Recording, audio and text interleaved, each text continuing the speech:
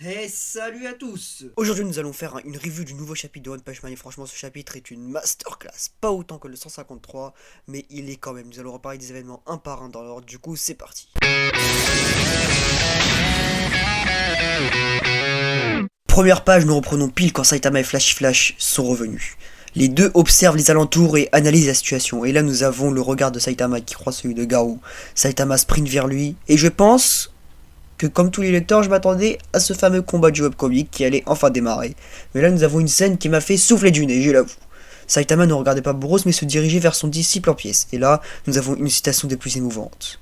Tu t'es encore fait exploser, Genos. Genos explique à Saitama que King s'est occupé, entre grosses guillemets, du commandant qu'il affrontait. Du côté de Garou, il retrouve ses esprits, on apprend que durant tous les combats précédents, il n'était pas conscient. Nous avons un bref retour sur son passé, et là débute à 1v2 Battle Royale entre Flash, Garou et Platinum Sperm. Et je promets que je ne sous-estimerai plus jamais aucun classe S de ma vie. Flash sort son épée, a réussi à tenir sa tête à Garou et Platinum, et là s'enchaîne un combat que je trouve extrêmement stylé.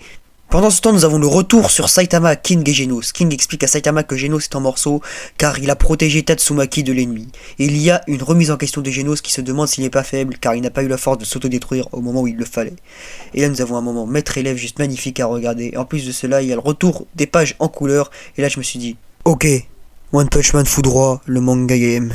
Ensuite, nous avons un retour sur le combat de Garou, Flash et Platinum Sperm. Garou a perfectionné sa technique tueuse de dieu plutôt que dans le webcomic et je trouve que c'est un changement pas ouf. C'est pas bien. J'aurais préféré qu'ils le gardent comme dans l'œuvre originale. Après, si ça a été changé, c'est qu'ils vont nous sortir une masterclass encore meilleure, je pense, et j'y crois. Et pour finir, nous avons un plan sur le sanctuaire de sacrifice pour God. Et le chapitre finit avec l'apparition de la forme la plus puissante de haut maléfique naturel. Donc les gars, c'est la fin de cette vidéo, si elle vous a plu, n'hésitez pas à me soutenir en likant et à vous abonnant. Et petite conclusion, Flash, top 5 des classes S les plus puissants.